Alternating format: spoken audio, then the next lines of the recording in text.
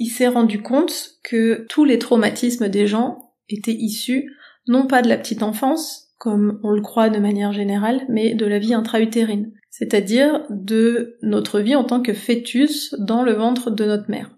Et en fait, l'idée, c'est de faire en sorte que les gens revivent littéralement leur premier traumatisme. Bonjour, bienvenue sur le podcast Le vent d'un nouveau monde. Je vous emmène à la rencontre de personnes dont le parcours ou ce qu'elles offrent au monde m'inspire ou m'aide à avancer. Car ces rencontres, pour moi, sont un moyen de se rencontrer soi et de réaliser que nous sommes peut-être, au fond, tous un peu les mêmes. Et surtout, que nous voulons tous un monde plus juste. Et si l'on commençait à l'incarner, ce nouveau monde, en s'inspirant les uns les autres et en allant à la recherche de solutions? Et si tout commençait par soi? Si tout partait de l'intérieur?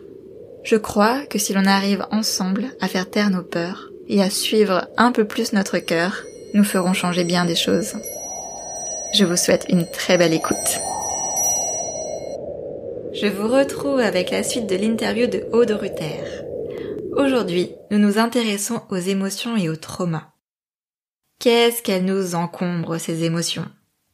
On ne sait jamais trop comment s'en dépatouiller. Les mettre sous le tapis, les vivre, les extérioriser? Le stress, l'anxiété, les phobies, une tristesse récurrente, de la colère explosive, des crises d'angoisse, de la jalousie. On est tous plus ou moins concernés par des surcharges émotionnelles dont nous ne connaissons pas l'origine. Bien que le voisin qui s'est mal garé, celle qui nous a quittés par un SMS, l'enfant qui a fait tomber notre smartphone tout neuf, sont toujours de chouettes prétextes pour décharger l'émotion présente qui nous serre le ventre, nous monte à la gorge, nous fait serrer la mâchoire.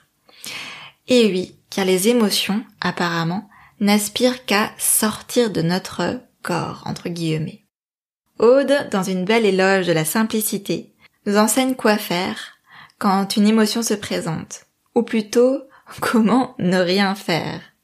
Et elle nous présente la méthode de libération émotionnelle qu'elle utilise pour guérir les traumas et nos blessures profondes. Une exploration qui nous fait remonter très très loin, même avant notre naissance. De quoi décomplexer de nombreuses mamans. Donc à propos de libération émotionnelle, qu'est-ce que c'est? Est-ce que tu peux nous expliquer? Alors, je vais pas l'expliquer comme je l'aurais expliqué il y a quelques mois parce que la manière dont je travaille aujourd'hui est complètement différente de la manière dont j'ai travaillé jusque-là et de la manière dont j'ai appris la libération émotionnelle. C'est-à-dire que j'ai gardé le terme parce que je ne sais pas appeler ce que je fais aujourd'hui d'une autre manière, mais c'est extrêmement différent. En fait, je me suis vraiment pris de passion pour les traumas émotionnels et la manière dont ça s'exprime chez les personnes. Et en fait, l'idée, dans la première méthode que j'ai apprise, c'était de revivre. C'était vraiment de revivre les souvenirs traumatiques, de remonter progressivement dans le passé jusqu'à une sorte de point zéro, ce que j'estimais être un point zéro. En tout cas, le point le plus ancien qui revenait à la mémoire de la personne pendant la séance. Donc très souvent pendant la petite enfance, entre 4 et 6, 8 ans, voilà, quelque chose comme ça.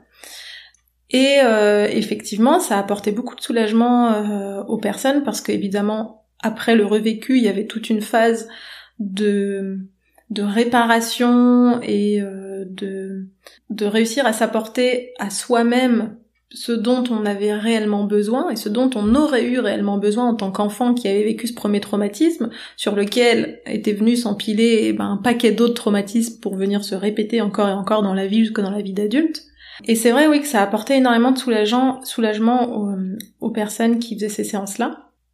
Mais j'ai rencontré plusieurs limites à cette méthode. C'est que d'une part, les problématiques étaient certes grandement soulagées, mais pas forcément résolues. Et qu'en plus de ça, il y avait certaines personnes qui pouvaient pas faire de séance avec moi parce que ça impliquait d'avoir des souvenirs. Et il y a beaucoup de gens qui ont eu des enfances très traumatiques, qui n'ont plus de souvenirs de leur enfance avant 8 ans, parfois même avant 10 ans, 12 ans. Et donc pour ces gens-là, je pouvais rien faire. Et en fait, de fil en aiguille et de manière complètement empirique et autodidacte, j'ai eu une phase où j'étais boulimique de livres, et je suis tombée par hasard entre guillemets sur un livre de Luc Nicon, donc qui est celui qui a inventé entre guillemets la méthode typique, qui est une méthode de régulation émotionnelle. Et j'ai lu ce livre-là et j'ai été sidérée de voir à quel point, parce qu'il y avait des grandes similitudes il y avait dans le livre en fait des extraits de séances. Donc en lisant les échanges entre le thérapeute et le patient, j'ai été stupéfaite de voir que c'était très très similaire à ce que je faisais. Sauf que lui, il s'est rendu compte que tous les traumatismes des gens étaient issus non pas de la petite enfance, comme on le croit de manière générale, mais de la vie intra-utérine. C'est-à-dire de notre vie en tant que fœtus dans le ventre de notre mère. Et en fait, cette technique-là, je me la suis complètement appropriée et en fait, j'ai démarré, j'ai tout changé pour faire une sorte de ratatouille entre ce que je faisais jusque-là et cette technique-là. Et en fait, l'idée, c'est de faire en sorte que les gens revivent littéralement leur premier traumatisme. Ce premier traumatisme, en fait, qui donc provient de la vie intra-utérine, et qui est stocké dans le corps. Parce qu'en fait, une émotion, et à force de travailler sur le sujet, ça a vraiment pris sens pour moi. Quand on s'intéresse à l'énergétique, on sait qu'on est composé de plusieurs corps. Notamment, on a évidemment le corps physique, puis un corps éthérique, un corps mental, un corps émotionnel qu'on appelle le corps astral, et les émotions circulent dans ce corps astral. Et une émotion, c'est quoi en fait? C'est simplement une énergie d'une nature différente des autres qui va rentrer dans le corps, qui va faire un petit chemin, un petit road trip. Elle sait où elle va, ce qu'elle fait, et ensuite elle sort. Et quand on est en train d'expérimenter une émotion positive, la joie, la détente, etc., à ce moment-là, on laisse circuler tout ça à l'intérieur de nous jusqu'à ce que ça sorte et qu'on retrouve le calme. Sauf que lorsqu'on vit une émotion très pénible, comme de la peur ou de la terreur, ça va rentrer à l'intérieur de nous, les sensations corporelles qui vont s'en dégager, parce que c'est comme ça en fait que on perçoit nos émotions, c'est à travers nos sensations du corps. Et ben les sensations vont être tellement pénibles, voire parfois douloureuses, que le corps instinctivement va se crisper. Et à ce moment-là, l'émotion ne peut pas ressortir. Et c'est là qu'elle va venir se loger. Alors on dit qu'elle se loge dans le corps, mais elle se loge dans notre corps astral, notre corps émotionnel, mais on est comme des poupées russes, notre corps astral nous traverse, on est dedans, entre guillemets. Et c'est là qu'on va avoir l'impression que on a des émotions stagnantes dans certaines parties du corps, par exemple, lorsqu'on a de manière récurrente une boule dans la gorge, qu'on a le ventre serré, qu'on a comme une sorte de plaque sur la poitrine, ou alors ça peut être des manifestations autres quand on est face à une situation anxiogène ou à une situation qui rappelle de près ou de loin notre subconscient, notre premier traumatisme. On va avoir des symptômes du type, ça peut aller des mains moites, de la chaleur dans le corps, des jambes en coton, jusqu'à de l'anxiété, des crises d'angoisse, de la peur extrême, par exemple je pense aux phobies, etc. Et en fait tout a pris sens en lisant ce livre, et en fait j'ai compris que la plupart des maux psychiques humains n'étaient en fait que des symptômes d'un premier traumatisme qui avait été enregistré au moment de la croissance du fœtus, qui avait servi comme d'un terreau, qui avait créé en fait cette première faille à l'intérieur de nous, de notre psyché, sur lequel étaient ensuite venus s'empiler tous les traumatismes qui ont suivi dans la vie, la petite enfance, etc. Et en fait, cette première faille, elle crée une orientation. C'est comme si elle va par exemple planter la première graine de notre blessure d'injustice, notre blessure d'abandon, notre blessure de rejet, parce que ce qu'on a vécu dans le ventre de la mère est spécifique et a créé ça. Par exemple, quand on va perdre un jumeau dans le ventre de notre mère, le fœtus restant peut vivre une telle perte, il peut avoir une relation tellement fusionnelle avec ce jumeau-là que quand il s'en va, c'est à ce moment-là que va s'enclencher cette première blessure d'abandon. Et du coup, dans la vie de la personne ensuite, vont se présenter des situations qui réveillent cette blessure d'abandon, c'est ça? Oui, parce qu'en fait, cette première blessure-là, admettons, c'est cette blessure donc d'abandon issue de la perte d'un jumeau, elle va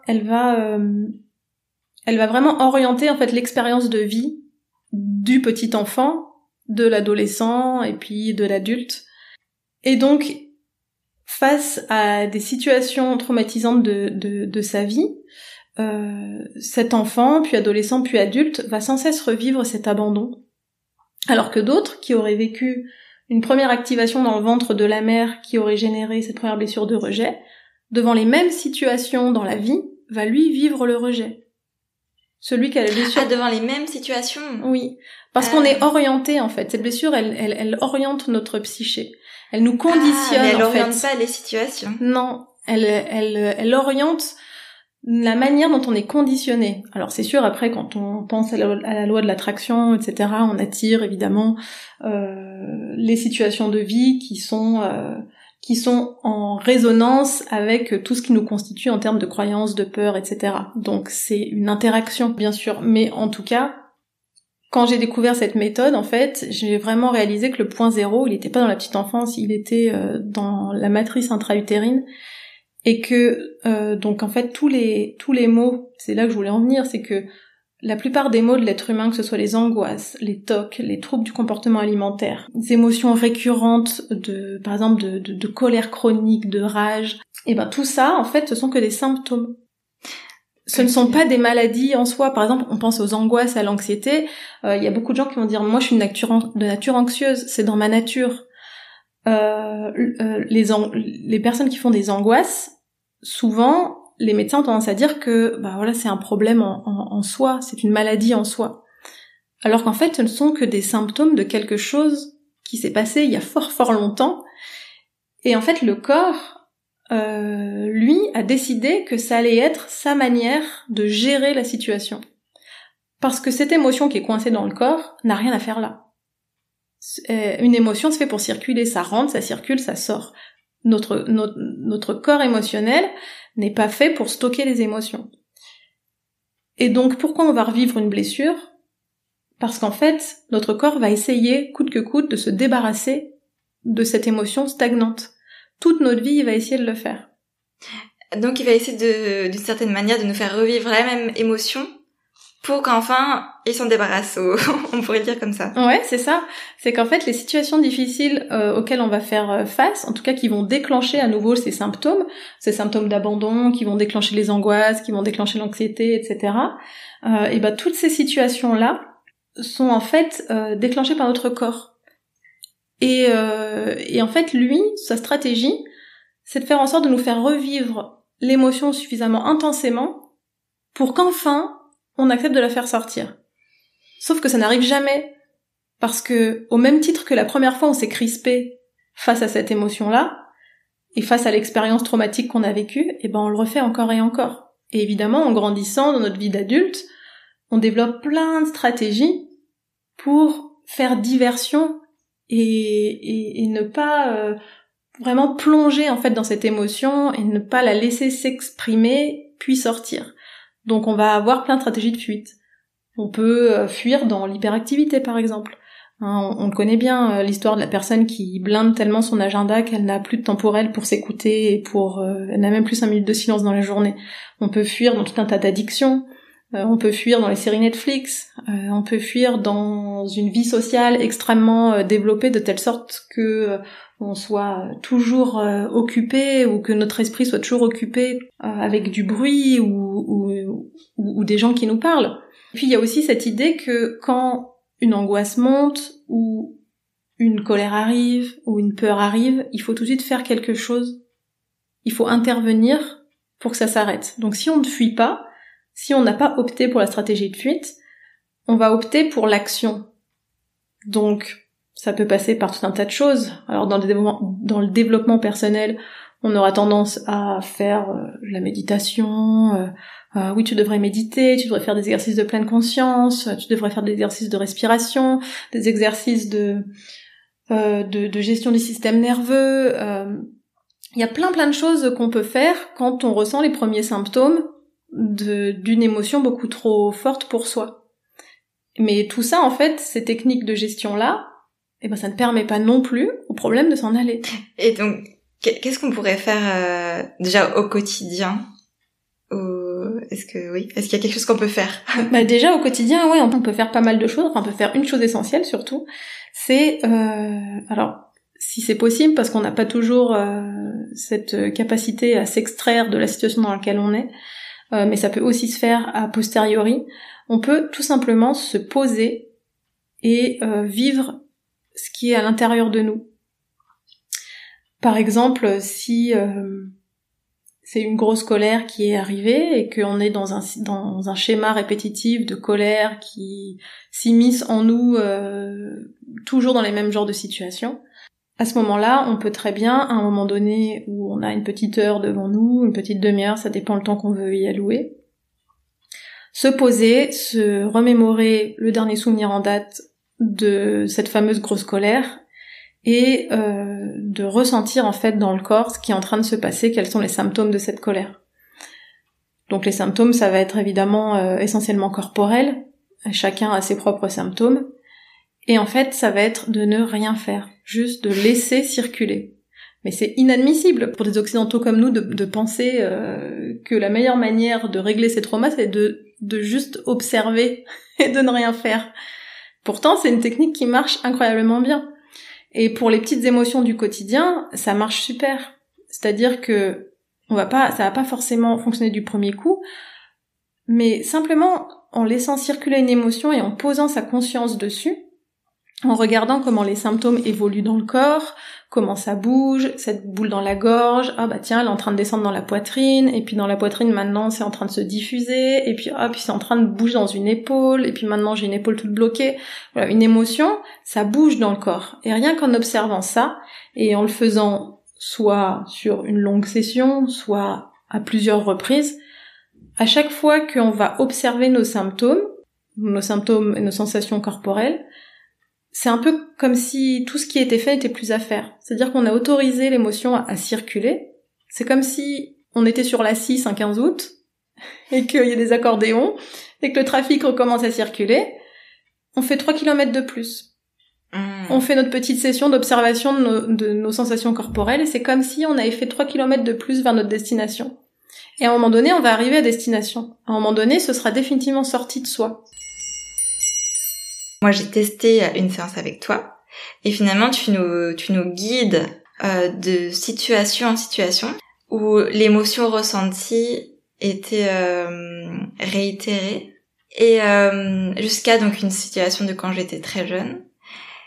Et donc là, c'est vrai qu'il y a eu beaucoup d'émotions de mon côté, mais tu disais avant que t'en étais venue à la conclusion que finalement, alors certes, il y avait beaucoup d'émotions qui pouvaient ressortir, mais qu'en fait, c'est comme si c'était pas le vrai point zéro. Alors c'est ça la différence finalement entre ton ancienne méthode et la nouvelle. Ouais, c'est ça. C'est qu'en fait, au niveau de l'organisation de la séance en tant que telle, c'est qu'effectivement avant on allait à rebours dans le temps jusqu'à le souvenir le plus loin possible qu'on avait et pour pouvoir en fait apporter un soulagement à cet enfant qu'on était à 3 ans, 4 ans, 5 ans et qui avait vécu exactement la même chose que ce que nous, adultes, on vivait au quotidien. Et c'est vrai que déjà, à ce moment-là, les gens sortaient de la séance en me disant « mais à aucun moment j'aurais pensé que cet événement de mon quotidien adulte avait un lien avec ce qui s'est passé quand j'étais petite ou petit ». Parce que évidemment on aime bien se raconter des histoires, mais bon ça c'est encore autre chose. On a besoin d'essayer de comprendre et de créer des liens entre nos événements de vie, mais très souvent en fait notre mental nous raconte à peu près que 50% de la vérité.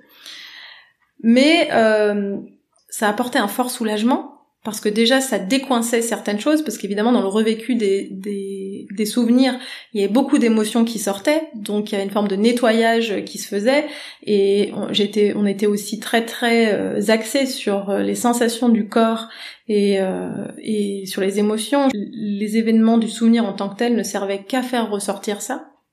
Alors qu'en fait, aujourd'hui, la manière dont je travaille est un petit peu différente, c'est-à-dire que on va partir d'une situation prétexte, entre guillemets, dans laquelle notre problème s'est manifesté. Ça peut être par exemple dans le cadre de crise d'angoisse, la dernière fois qu'une crise d'angoisse s'est manifestée. Et là, encore une fois, cette situation est un prétexte parce qu'elle va permettre de réactiver dans le corps toutes les sensations et les émotions liées à ces angoisses. Et ensuite, on va sortir carrément de l'événement pour aller s'immerger complètement dans l'expérience sensorielle et donc dans l'observation de ce qui se passe dans le corps. Ce sont des séances qui peuvent être un petit peu longues, ça peut durer 2 heures. Au début, on est vraiment dans l'observation pure et dure de la manière dont nos sensations corporelles se déplacent dans le corps et dans l'observation de nos émotions. Mais progressivement, en fait, les personnes vont basculer dans un léger état modifié de conscience. Et plus ils vont basculer là-dedans, plus d'autres informations vont leur venir, comme des impressions, comme des images de petites bulles jaunes qui sont en train de flotter autour d'eux, l'impression d'être accroché le dos à une falaise avec un vide immense devant, l'impression d'être attiré dans un tourbillon qui se trouve au pied, l'impression de tanguer, toutes ces choses-là en fait qui dit comme ça n'ont aucun sens, mais en fait, mises bout à bout, elles racontent une histoire. L'histoire de ce qui s'est passé dans le ventre de la mère. Et parfois, la reconnexion, elle est tellement importante que les gens en viennent à revivre vraiment factuellement leur naissance, ou à reconnecter à, par exemple, l'état d'esprit de leur mère au moment... à certains moments de leur croissance, est-ce que ça leur a fait vivre à eux? Ça dépend des gens, mais pardon, excuse-moi. Et donc ils ont conscience d'être vraiment à cette période-là de leur vie de fœtus, ou tu les guides ou... Eh ben ils en ont pas conscience, c'est ça qui est fou. Parce que déjà c'est un processus qui est un petit peu long, et je dis toujours aux gens en début de séance, tout ce qui vous vient en tête, vous me le dites, vous le décrivez, il faut tout décrire. Mais quand ils sont en train de le vivre, c'est un peu comme si leur mental était sur off. Ils sont juste en train de décrire ce qui se passe, et ils sont tellement dedans qu'il n'y a pas de place en fait pour interpréter et faire sens de ce qui est en train de se passer. Et à la fin, ce qui est fou, c'est que l'histoire est tellement claire comme de l'eau de roche pour moi, et eux vont sortir de là et dire « je n'ai aucune idée de ce qui s'est passé ». Aucune. D'accord. Alors que, en fait, c'est toujours un petit peu le même genre d'histoire qui se passe. Ça va être la perte d'un jumeau, ça va être un cordon autour du cou, voilà, ça va être ce genre de choses. Mais ça justement, donc les histoires de jumeaux, tu l'as évoqué plusieurs fois sur Instagram. Est-ce que tu voudrais bien en parler un peu plus précisément? Parce que tu avais l'air d'expliquer qu'en fait, on se retrouvait souvent avec un jumeau. C'est quelque chose d'assez récurrent. Ouais, c'est quelque chose que Luc Nicon, il a pas mal mis en lumière, et ensuite il a travaillé avec beaucoup d'obstétriciens, et aujourd'hui on revient un petit peu progressivement, très lentement, sur les statistiques scientifiques qui disent que seulement un quart des grossesses sont gémellaires.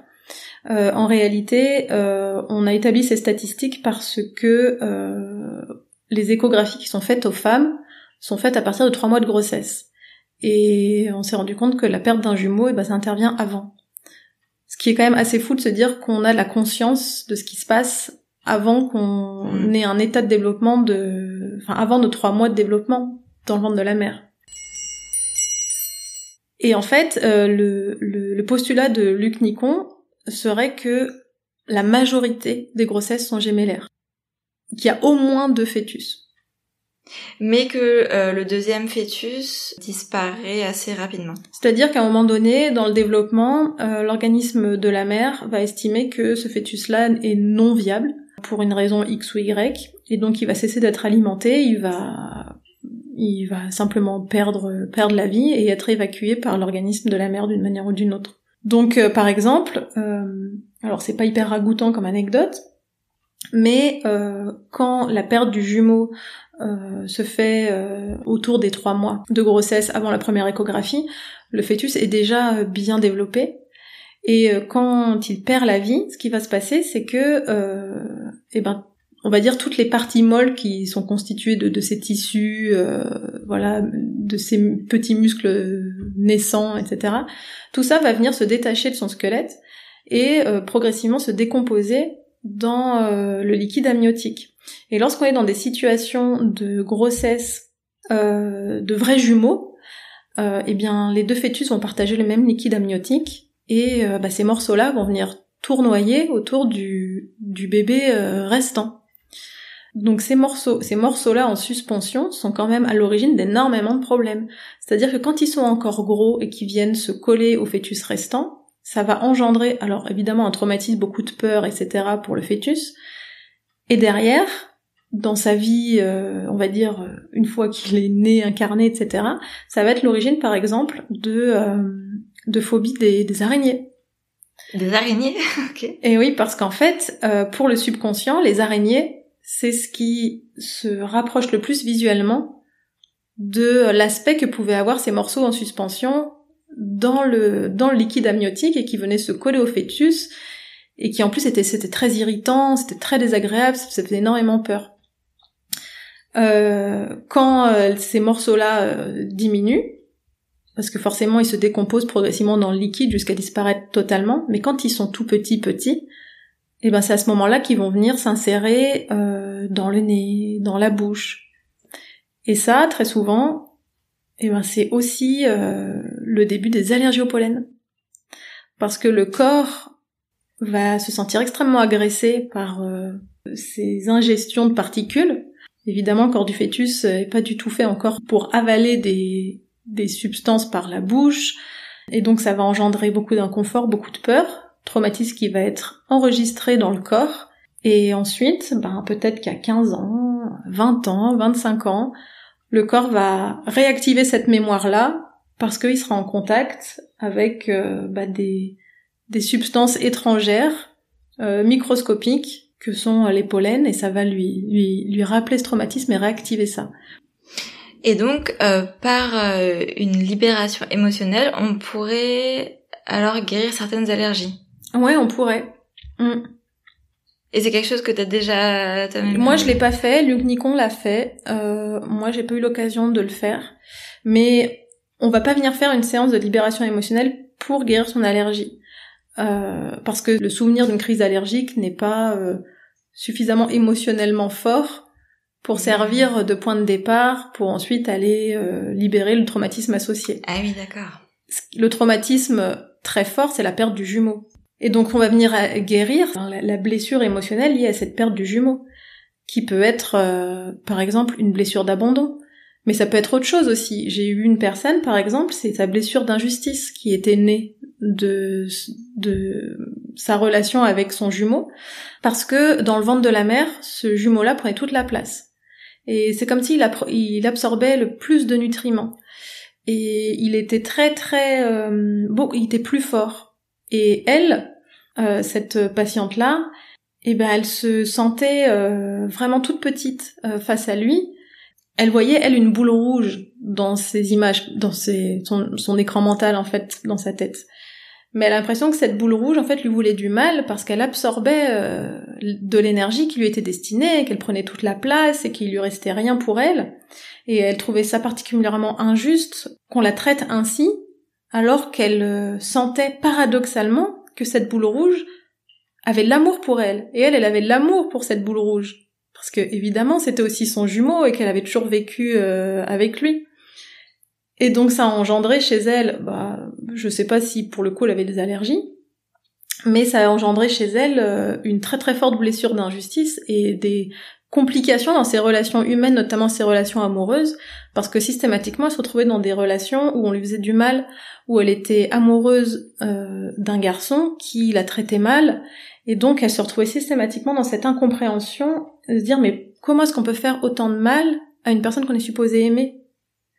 Parce qu'elle rejouait, en fait, ce qui s'était passé dans le ventre de sa mère. Ok. Ouais, c'est assez incroyable comme façon de voir tout ça. Est-ce que tu voudrais bien nous faire un petit topo sur ces blessures, ces fameuses blessures? Je sais pas si c'est quelque chose sur laquelle tu as été formée pendant cette fameuse formation de libération émotionnelle, ou si c'était lecture, parce qu'il y a le livre de Lise Bourbeau sur les blessures qui est très connu. Est-ce que ça vient de là, ou est-ce que ça vient de ton expérience justement en tant que thérapeute en libération émotionnelle? Oui, alors en fait, c'est vrai que Lise Bourbeau, son livre, il est mondialement connu. C'est pas elle qui a inventé ces 5 blessures. Oui, son livre, c'est les 5 blessures de l'âme. Elle n'est pas à l'origine du concept. Évidemment, en formation, on en a parlé parce que ça devient un peu c'est des références, on va dire, classiques. Mais de toute façon, de manière empirique, on s'en rend compte. Moi, c'est vrai que pour simplifier les choses, je parle de blessures d'abandon, de blessures de rejet, d'injustice, etc. Mais en réalité, les personnes qui sont en train de vivre l'expérience ne sont pas en train de dire oui, là, je suis en train de contacter ma blessure d'abandon, ma blessure de justice. Non, ils disent juste non, mais là, je me sens affreusement abandonnée. Je suis abandonnée, on m'a laissée toute seule, et y a personne pour venir m'aider. Ou alors ils vont dire non, mais là, c'est injuste. Comment est-ce qu'on peut me faire ça vraiment, mais c'est beaucoup trop de souffrance, c'est trop injuste. Ou ils vont parler de rejet, et c'est pour ça qu'on a ensuite évidemment fait des petites catégories en disant voilà, il y a la blessure de rejet, blessure d'abandon, blessure d'injustice. Donc il y en aurait 5 alors, c'est oui, ça? Ensuite il y a effectivement la blessure de trahison et la blessure d'humiliation. Après, dans certains classements, certaines nomenclatures, on en met d'autres. On va parler par exemple de blessures de reconnaissance. Mais de manière générale, ce que j'ai remarqué dans ma pratique, c'est que quand même les blessures les plus fortes sont vraiment la blessure d'abandon, de rejet, d'injustice et d'humiliation. Même la blessure de trahison, elle semble un petit peu secondaire. C'est comme si elle venait s'installer sur une autre blessure déjà là.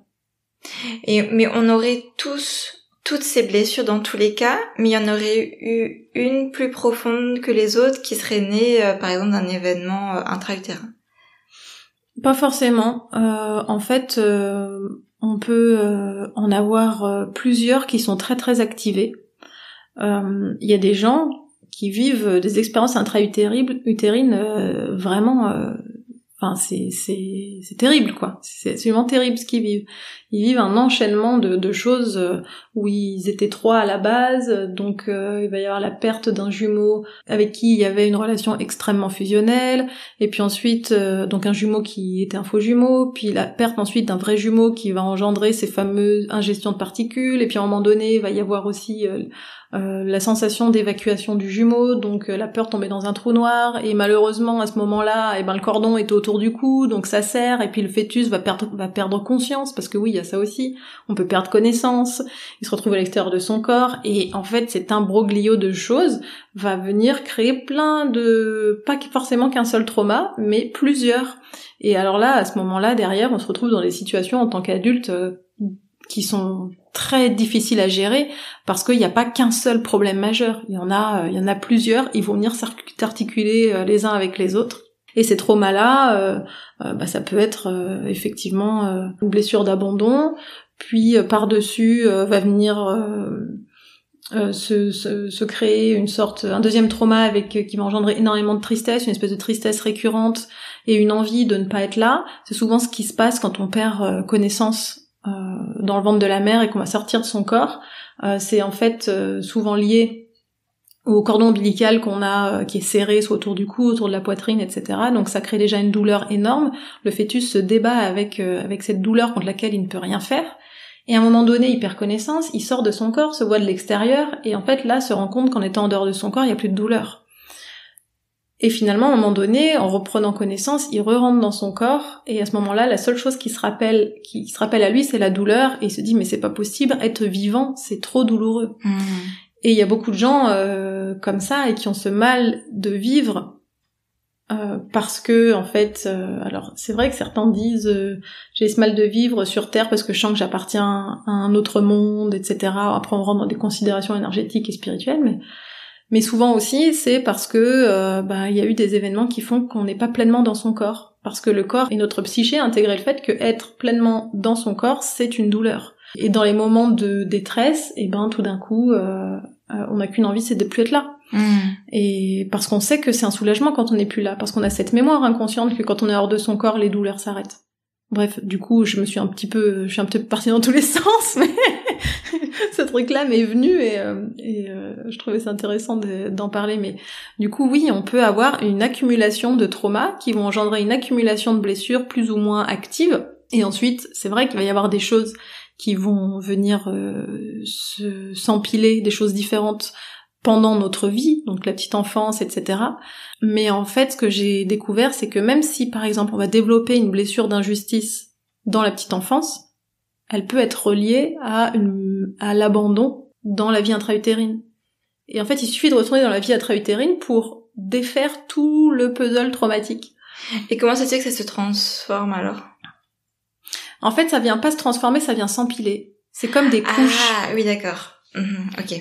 Et c'est d'ailleurs pour ça que y a plein de gens qui, même 100% des gens, personne n'arrive à remettre vraiment le doigt sur l'origine du problème, parce qu'on empile tellement des traumas les uns par-dessus les autres, qui vont venir se manifester tous d'une nouvelle manière. En fait, c'est un peu comme si on crée un trauma, et par-dessus, il y a une réaction de survie qui consiste à créer des systèmes de défense pour ne plus se retrouver face à ce genre de situation, ne plus revivre cette même souffrance, donc une sorte de petite forteresse qui va se créer, et par-dessus cette forteresse qui n'est pas infaillible, vont venir se planter d'autres traumas, et donc par-dessus cet autre trauma, une autre forteresse pour venir nous protéger encore plus, etc., etc. Et donc ça fait comme un oignon, en fait, des couches et des couches et des couches, alors que en réalité tout ça est parti d'un événement. Et dans ton expérience maintenant, qu'est-ce qui se passe pour les personnes qui ont réussi à déloger ce trauma profond de la vie intra-utérine? Et en fait, ils sont pleinement là et heureux d'être là. C'est ça qui est fou. C'est que certes, il y a des symptômes qui disparaissent, donc de l'anxiété qui s'en va, des crises d'angoisse qui s'en vont, etc. Mais il n'y a pas que ces symptômes les plus visibles qui s'en vont. C'est qu'il y a vraiment des personnes qui réussissent à reconnecter avec leur vie ici, et en fait qui sont juste heureux d'être là. Et ils se rendent compte que l'impact de ce travail-là va venir irradier dans plein de domaines de leur vie. Donc non seulement, oui, il y a les symptômes principaux qui s'en vont, mais il y a aussi tout un tas de choses liées à la qualité de vie. Les contrariétés de la vie ne viennent plus accrocher comme ça à l'intérieur de nous pour créer du traumatisme et de la colère ou de la tristesse persistante. Il y a des choses qui vont venir se déclencher aussi au niveau du corps, de la santé, potentiellement des allergies qui vont réduire, des problèmes alimentaires qui vont s'estomper, d'un sommeil qui va revenir, qui va être à nouveau équilibré, des migraines qui vont s'en aller. Et puis le sentiment aussi d'être bien ancré sur Terre, d'apprécier sa vie sur Terre. Et puis aussi, peut-être une dernière chose, c'est une plus grande capacité à connecter à qui on est. Parce qu'en fait, ces traumas, c'est pas ça qu'on est. On n'est pas ça. On a tous tendance à se raconter une petite légende personnelle pour venir un petit peu justifier nos comportements pas super et nos petites blessures, et puis c'est un petit peu notre on met ça en avant en disant voilà, moi j'ai vécu ça, puis ça a été terrible, etc. Donc c'est normal que je sois intolérant à ci ou à ça, ou que je ne supporte pas tel comportement. Sauf que cette petite légende personnelle et ces traumas, en fait, ça n'a rien à voir avec qui on est. Et une fois que cette chose-là est délogée, on reconnecte à qui on est vraiment, ou en tout cas un peu plus. Et à ce moment-là, on est beaucoup plus connecté à notre propre joie, et à ce qui nous fait envie, et à ce qu'on aime dans la vie, et on a beaucoup moins de mal à aller dans la direction de nos projets qui nous tiennent à cœur, de nos élans de vie. Donc c'est pour les personnes qui arrivent à aller au bout de ce travail-là pleinement, c'est vraiment un changement radical, ouais. Et du coup, quelles sont les limites de cette méthode, s'il y en a? Oui, il y en a. Il y en a moins que dans celle d'avant, mais il y en a. Disons que la limite principale que j'ai rencontrée, c'est que ça ne fonctionne pas avec les personnes qui se sont totalement coupées de leurs sensations corporelles. Je parlais tout à l'heure des systèmes de défense qu'on crée pour se protéger d'un danger ou d'une situation pénible qu'on aurait évidemment expérimenté. Il y a des personnes, leur stratégie de défense à un certain stade, ça va être de se couper de leur corps complètement. Et donc non seulement ils ne vont plus ressentir leurs émotions de manière spontanée, et ils vont surtout plus ressentir en fait les sensations dans le corps qui sont associées à ces émotions. Donc ce seront d'ailleurs souvent des personnes qui seront dans un état, on va dire, permanent de mélancolie ou dépressif ou à la limite de la dépression. Par contre, on va dire que les pics émotionnels ne sont plus là, et puis les sensations dans le corps ne sont plus là. Et comme les sensations corporelles, c'est vraiment la porte d'entrée pour faire ce genre de séance, quand tout ça a été anesthésié et complètement endormi, il est important, la seule chose à faire, c'est de faire un travail en fait au préalable de reconnexion au corps et aux sensations de son corps. Et ça, ça peut prendre plus ou moins de temps. Et c'est pas dans ce genre de séance qu'on peut faire ça. C'est vraiment à part. Réapprendre à ressentir dans le corps. Donc c'est un travail en solo finalement, c'est ça, d'apprendre à... Ça peut être en solo ou pas forcément en solo, c'est sûr que de toute manière ça nécessite pas mal d'investissement personnel, et plus on le fait régulièrement, il y a plein d'exercices qui sont possibles, plein de pratiques, avec thérapeute ou sans thérapeute, faut vraiment aller, il y a tellement de choses possibles qu'il faut vraiment aller vers ce qui nous parle le plus. On peut faire du breathwork, on peut faire des certaines formes de méditation, enfin il y a vraiment plein de choses, il y a la thérapie psychocorporelle, etc. Mais c'est vrai que en fonction des gens et en fonction de la carapace qu'on s'est créée, ça peut être plus ou moins long. Et puis c'est aussi fonction de la détermination de la personne, dans le sens où il faut qu'elle soit elle-même intimement convaincue que c'est important de reconnecter à son corps. Et que il faut une forme de constance, ne pas avoir des attentes, de pas être trop pressé en fait sur ce mécanisme, sur ce travail-là. Et c'est vrai que ça peut être un petit peu le souci, parce que quand des personnes vont venir s'adresser à un thérapeute, c'est souvent qu'ils sont un petit peu au bout du rouleau avec leurs problèmes et qu'ils ont essayé beaucoup peut-être de thérapies plus classiques. Et quand on leur dit oui, mais là en fait il faut vraiment que vous reconnectiez à votre corps et à vos ressentis, et ça peut prendre le temps que ça peut prendre, il y a vraiment une forme de déception, et le fait de se dire que la solution n'est pas immédiatement à la portée de la personne, ça peut être un petit peu décourageant. Donc tout le monde va pas forcément se lancer en fait dans ce travail-là. Et là, pour ce type de problématique, et d'ailleurs pour les problématiques que tu as évoquées avant, qu'on peut traiter en libération émotionnelle, on peut pas le faire justement avec l'énergétique pour que ce soit plus rapide? Alors dans mon expérience, je dirais que non, c'est pas possible. En fait, même d'un point de vue de notre constitution énergétique, nos corps, on va dire énergétiques plus subtils, sont vraiment beaucoup plus loin de notre corps physique. Et notre corps émotionnel est un des corps qui est le plus proche de notre corps physique. Nos émotions, ainsi que nos pensées, parce que notre corps mental est aussi très proche de notre corps physique, sont ce qui a le plus d'impact en fait sur nous. Et on peut aller travailler sur du subtil, sur les chakras, sur les pollutions des corps énergétiques, etc. Mais ça va venir apporter un soulagement temporaire, parce que ça va en surface venir réparer un petit peu tous les corps énergétiques, toutes les failles qu'on y trouve. Mais les traumas qui sont dans le corps émotionnel sont beaucoup plus puissants que les petites réparations, les petits rafistolages qu'on peut faire sur nos corps énergétiques, et à un moment donné ça va tout se rouvrir parce que c'est plus fort en fait. Et on peut faire des choses avec les soins énergétiques. Mais des choses durables alors? Alors oui, on peut faire des choses durables, on ne peut pas aller résoudre des traumas profonds, mais par contre on peut donner un coup de pouce en fait. Ça dépendra des techniques qu'on utilise, du thérapeute, etc. Si c'est pertinent pour soi, est-ce que ça tombe au bon moment de notre vie, etc. Enfin voilà, c'est toujours un petit peu, ça peut être un petit peu aléatoire du coup, mais moi je l'ai expérimenté à titre personnel avec un soin énergétique, notamment une fois.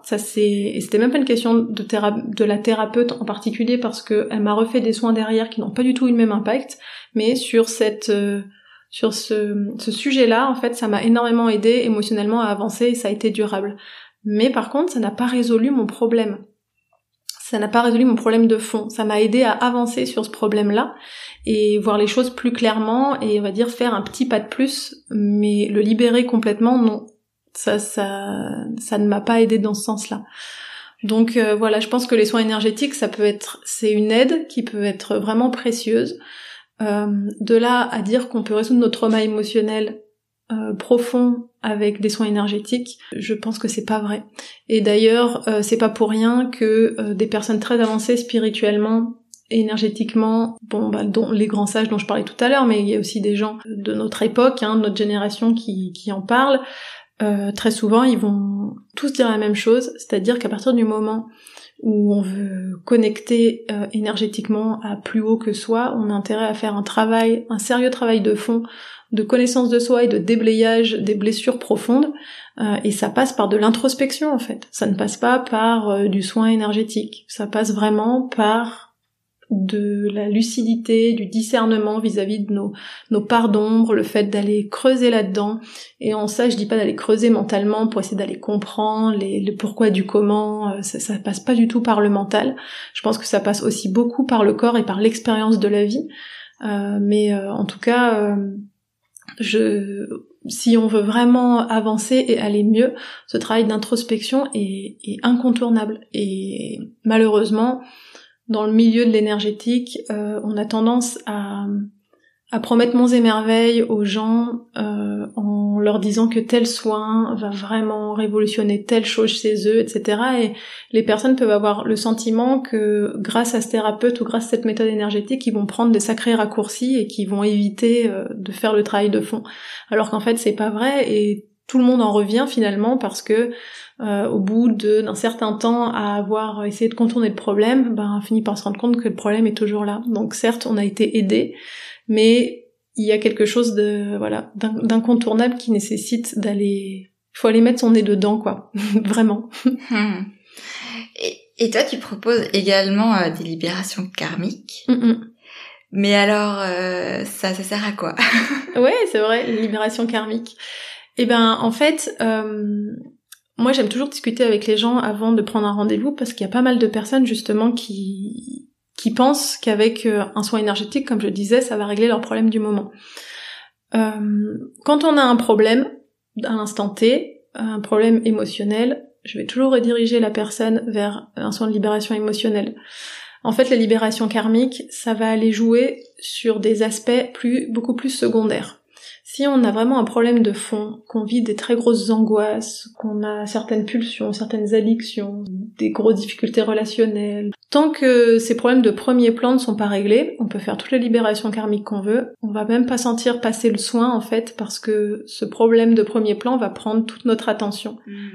Ça va peut-être venir un petit peu apaiser certains symptômes, etc., mais ce sera vraiment à la marge. En fait, les libérations karmiques, déjà c'est pas vrai de dire qu'on peut libérer tous les karmas d'une personne. Le karma, ce n'est pas juste un sac rempli de petits cailloux qu'on peut vider et ensuite la vie elle est belle et tout va bien et vous n'avez plus de karma, c'est formidable. C'est pas vrai parce que le karma, en fait, c'est simplement la conséquence du niveau de conscience qu'ont les êtres humains, c'est-à-dire un petit peu de niveau bac à sable, 4-5 ans, c'est leur incompréhension de cette grande loi de l'univers qu'on appelle la loi de l'enregistrement, ou la loi de cause à effet, ou la loi du karma, qui est que tant qu'on ne fait pas les choses en conscience et qu'on n'agit pas de manière juste avec des bonnes intentions, on va récolter forcément des choses pas très jolies. C'est-à-dire que c'est un peu le résultat du proverbe « on récolte ce qu'on sème ». Et si on sème des graines pourries, on va récolter quelque chose de pourri. Et donc évidemment, on est sur Terre, on est sur une planète école, donc on est là pour apprendre que faire des choix pourris va amener des conséquences pourries pour soi. Ces conséquences-là ne vont pas forcément toujours se répercuter dans la même vie. Ça peut durer un certain nombre de vies ou se répercuter dans une autre vie bien lointaine. Mais en tout cas, la loi du karma, elle existe pareil partout dans l'univers. Simplement, il y a des lieux, peut-être d'autres planètes, si on croit à la vie ailleurs,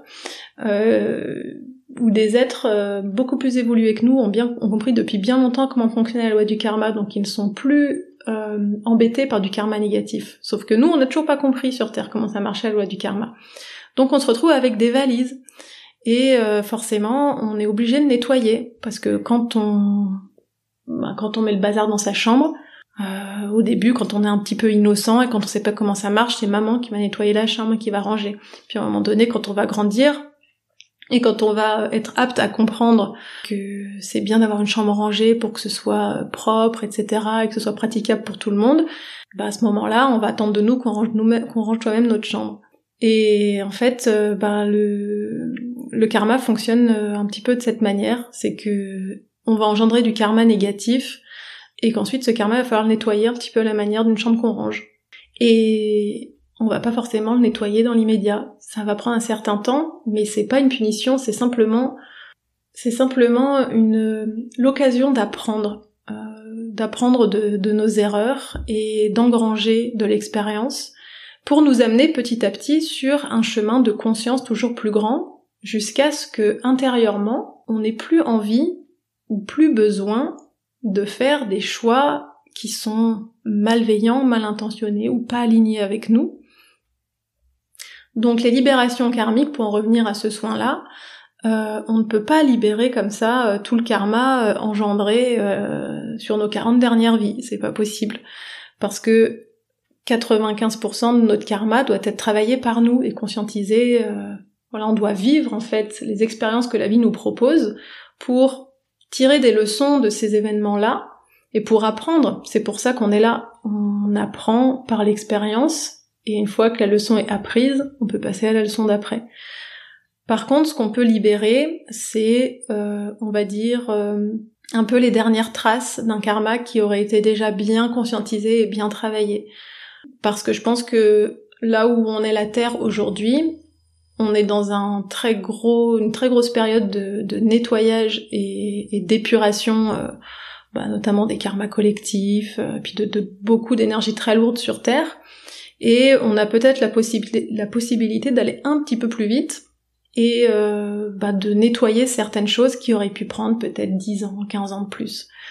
Voilà. Et en fait, quand les gens viennent me voir pour des libérations karmiques, je leur dis tout le temps que ce que ça va venir nettoyer, ce sont vraiment des problématiques qu'ils connaissent, dont ils ont conscience, qui sont beaucoup moins impactantes aujourd'hui que par le passé, par exemple. Parce qu'ils ont déjà fait la plus grosse partie du travail. Et le travail énergétique qu'on va faire va juste venir finir de libérer ces nœuds énergétiques-là. Et quand on libère émotionnellement, est-ce qu'on libère pas aussi un peu du karma ? Ouais, tout à fait. Parce que ça, c'est c'est ma théorie, pas ma théorie du moment, mais je pense que c'est celle que je vais développer dans les temps à venir. C'est que c'est pas anodin si nos plus grosses blessures sont activées dans la vie intra-utérine. Je pense que c'est en fait notre karma, toutes les leçons non comprises des vies précédentes qui sont exprès activées à ce moment-là, à un moment où, comme on est enfermé dans une petite matrice, on peut facilement contrôler les choses, la vie peut facilement orchestrer les choses et les événements pour nous faire ressentir exactement ce qui a besoin d'être ressenti et activer la blessure qui doit être activée. Et donc, effectivement, si on arrive à résoudre notre trauma intra-utérin, on fait une énorme avancée karmique. Parce que en enlevant ça, c'est comme si on avait fait un très gros nettoyage et qu'on avait fait le ménage de printemps dans la chambre, en tout cas sur cette problématique en particulier. Et c'est une avancée substantielle. Ok. Et pour revenir à une question bien plus concrète sur la libération émotionnelle, dans ton expérience, combien de séances il y a besoin pour faire cette libération ? Ouais, ça dépend des gens en fait. Évidemment, ça dépend de plein de paramètres. Ça va dépendre déjà de l'ampleur du problème à la base. Si c'est une personne qui fait face à, par exemple, de très très grosses angoisses, ce sera un travail qui sera probablement plus long qu'une personne qui a un petit problème, par exemple, de prise de parole en public. Et puis, ça va dépendre aussi du subconscient de chacun. C'est pas une méthode où on violente le subconscient à coups de tronçonneuse. On le laisse aussi faire, même si moi j'ai des petites techniques pour permettre d'avancer un peu plus rapidement. C'est le subconscient qui décide ce que la personne est capable d'encaisser aussi comme information et de revivre sensoriellement comme information. Donc parfois, en fait, le revécu, il va être découpé en épisodes un petit peu à la manière d'une série sur Netflix. Parfois, tout va être livré d'un coup. Donc on va se retrouver avec un revécu de trauma, la personne va se retrouver au fin fond du désespoir, pleurer toutes les larmes de son corps, et puis remonter la pente en l'espace de 2 heures, et être super détendue et heureuse, et elle a pardonné tout ce qu'il devait pardonner, voilà. Ça va aussi dépendre aussi des mécanismes de défense qu'on a. Parfois, il faut une séance complète pour réussir à faire en sorte que la forteresse baisse un peu la garde, et qu'on puisse passer à travers. Et parfois on a tellement de mécanismes de défense que ça peut prendre un petit peu de temps, presque une séance de 2 heures. Voilà, mais en général, on va osciller entre 1 à 5 séances. Ok. Et quand j'ai fait la séance avec toi, tu m'avais donné à la fin un exercice de EFT à faire. Je sais pas, est-ce que tu fais ça encore pour chaque séance ? Eh ben en fait, à ce stade, avec cette nouvelle technique que j'utilise, non, c'est même plus nécessaire. Parce que quand le trauma est vraiment vécu jusqu'au bout et résolu, en fait, il y a plus rien à faire. Tout va bien. Tout va bien. Ah bah oui. Mais après, ça peut justifier quand on n'arrive pas, par exemple, à la fin d'une séance à régler le problème, ni à la fin de 2 et qu'on se retrouve entre 2. Mais pas à chaque fois, parce que comme les personnes n'ont pas forcément conscience de ce qu'elles ont revécu, c'est pas comme si elles pouvaient vraiment mettre des mots sur ce qui s'est passé, parce qu'on est beaucoup sur l'expérience du coup sensorielle, les sensations du corps, etc.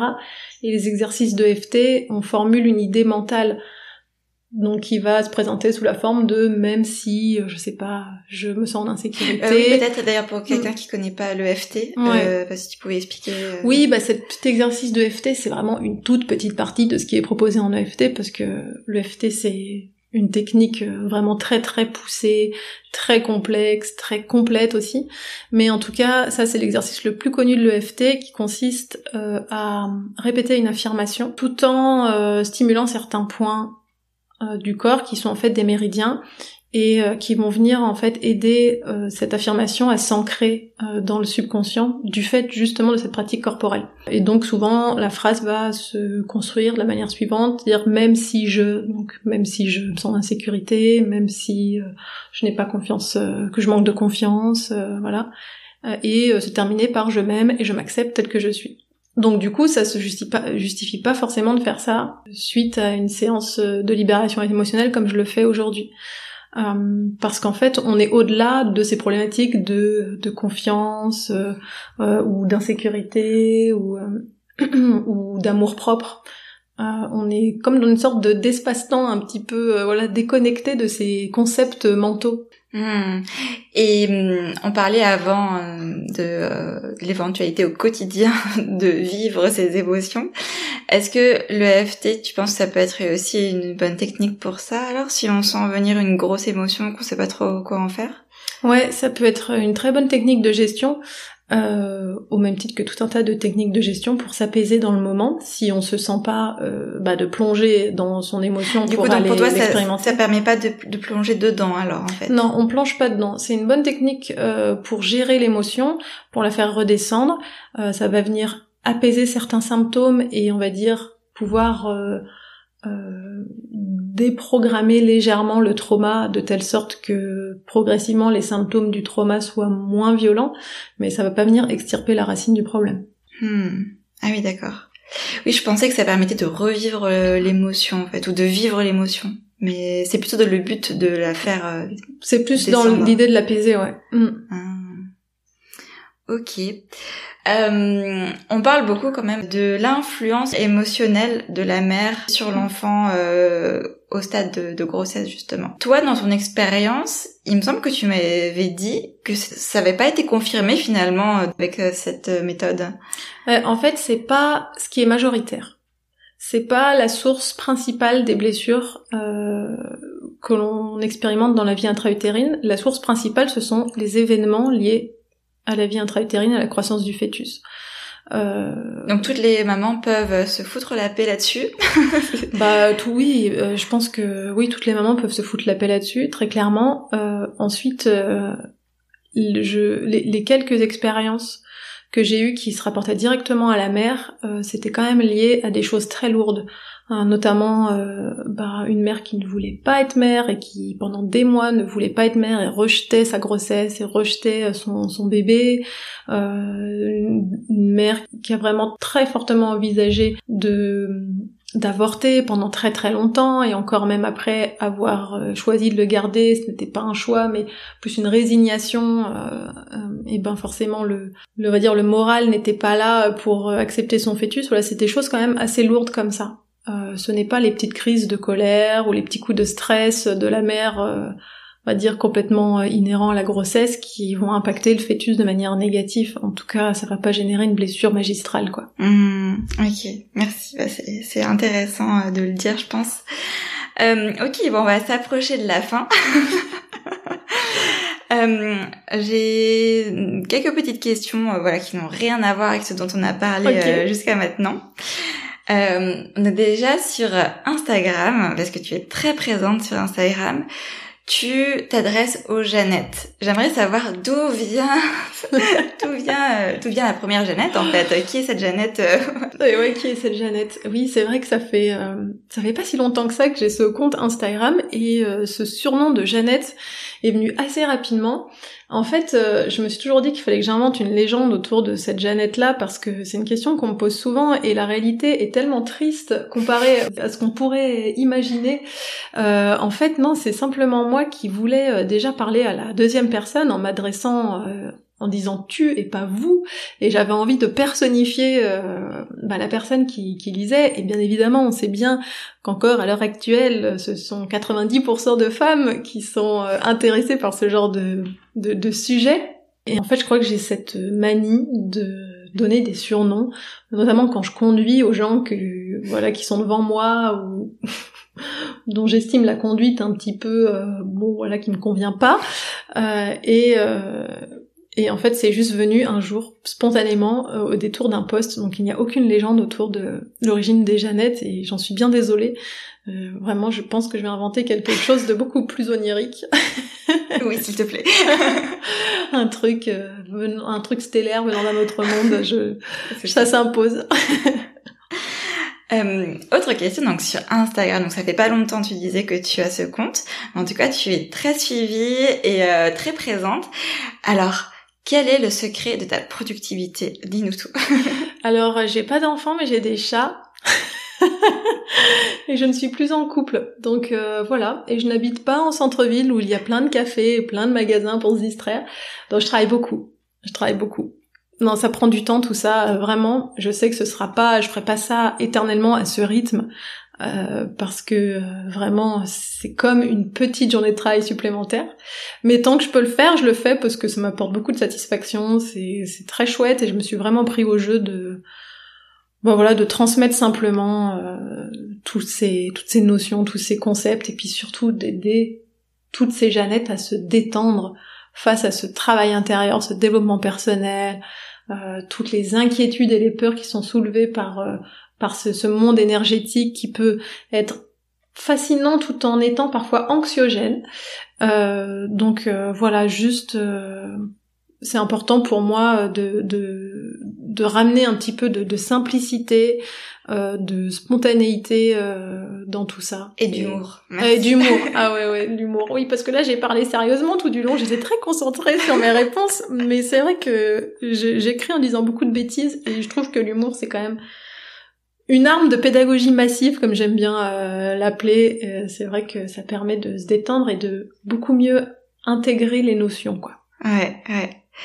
Et pour aller dans une question extrêmement sérieuse après ça, quel est pour toi le sens de la vie? La joie. Ouais, c'est ça le sens de la vie. C'est la joie, et le bonheur, c'est bien quelque chose chacun y met ce qu'il veut dans le bonheur, mais la joie, c'est une émotion primaire et on la connaît tous. On l'a tous connue à un moment ou un autre, pas forcément avec un autre être humain, mais ne serait-ce qu'avec un animal ou quoi, et vivre la joie le plus possible au quotidien, et ben c'est ça qui donne du sens à l'existence, peu importe ce qu'on fait après au niveau de nos activités. Le plus important, c'est ce que ça nous procure comme sensation. Si ça nous procure de la déprime, alors faut peut-être envisager de faire un petit changement. Parce que ce qui est à poursuivre, en fait, ce sont toutes les choses que l'on fait ou que l'on est qui peuvent nous procurer de la joie. C'est bien ce qui compte. Et la petite question rituelle de ce podcast qui s'appelle « Le vent d'un nouveau monde », comment tu l'imagines, toi, ce nouveau monde ? Je l'imagine plus local, peut-être avec plus des rapports humains plus proches, les gens soient plus proches les uns des autres. Je sais pas pourquoi je pense à ça, mais je pense que le temps des grandes organisations transgouvernementales, etc., c'est un petit peu désuet tout ça. Il faut reconnecter avec les autres, avec ses voisins, avec les gens qui on vibre le plus et je pense que c'est un alignement des fréquences en fait. On vibre tous, c'est un peu comme si on avait tous des nuances de différentes couleurs et on va aller chercher les personnes qui ont la même couleur que nous, même si les nuances sont un petit peu différentes. Et voilà, ce nouveau monde, c'est un monde où on soit aligné avec nous-mêmes et aussi où on vibrera en fait à la même fréquence que les gens qui nous entourent, quoi. On se sera trouvé nous-mêmes et on aura trouvé nos personnes. Notre tribu, comme j'aime bien les appeler. Et avant-dernière question, est-ce que tu aurais encore un dernier message pour tous les auditeurs qui vont écouter ce podcast? Quelque chose qui est important pour toi, voilà, maintenant t'as le micro devant toi, est-ce qu'il y a quelque chose que tu voudrais J'ai l'open mic. Ça. Peut-être que le message que je voudrais adresser, c'est de faire simple, d'aller à la simplicité dans la vie. Parce que plus on complexifie les choses, et plus on se fait donner au cerveau, moins on trouve la bonne route. Et dans la société dans laquelle on vit, on a l'impression que les gens qui parlent de manière complexe, de manière opaque, de manière pseudo-scientifique, ce sont eux qui détiennent la vérité. Et en fait, ça nous éloigne de nous-mêmes parce que on peut avoir le sentiment qu'en fait, on n'est pas à la hauteur, on n'a pas assez de connaissances et du coup, on n'est pas forcément bien placé pour connaître notre propre vérité intérieure, qu'il nous manque des pièces du puzzle. Alors qu'en réalité, c'est complètement l'inverse. C'est qu'on a toutes les connaissances à l'intérieur de nous, qui se trouvent dans notre ressenti pour savoir où on doit aller et ce qu'on doit faire, que la vérité, elle se trouve en chacun, et qu'en fait, elle est très très simple, et en fait, plus on simplifie la vie, et que ce soit au niveau de la compréhension de certains concepts, au niveau de son développement personnel, au niveau de la manière dont on organise sa vie, que ce soit sa vie de famille, sa vie professionnelle, etc., plus on déblaye, en fait, toutes ces règles auxquelles on obéit, plus on choisit d'obéir à des règles simples, et plus la vie est facile. Donc, je ferai une petite éloge de la simplicité comme message. Simplifier tout, simplifier les choses, simplifier les interprétations, simplifier les analyses, voilà l'essentiel.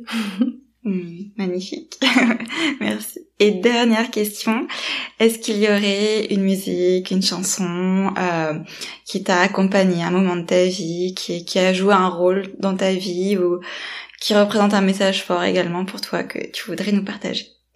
Je pourrais te donner la chanson Love is All de Roger Glover and Guest. C'est alors déjà quand j'étais petite, j'adorais le clip parce que c'est plein de petits animaux qui dansent dans la forêt en jouant des instruments et j'adorais regarder ça à la télé.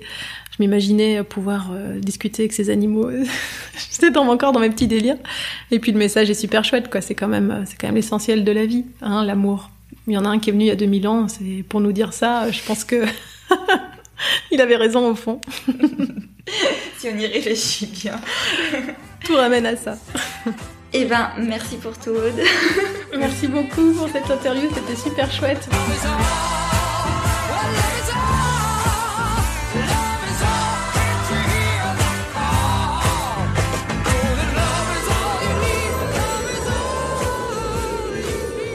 Alors, on le crée ce nouveau monde ?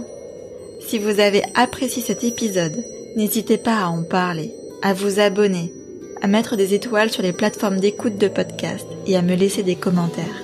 D'autres pourront ainsi le découvrir à leur tour, et c'est comme ça que vous m'aiderez le plus.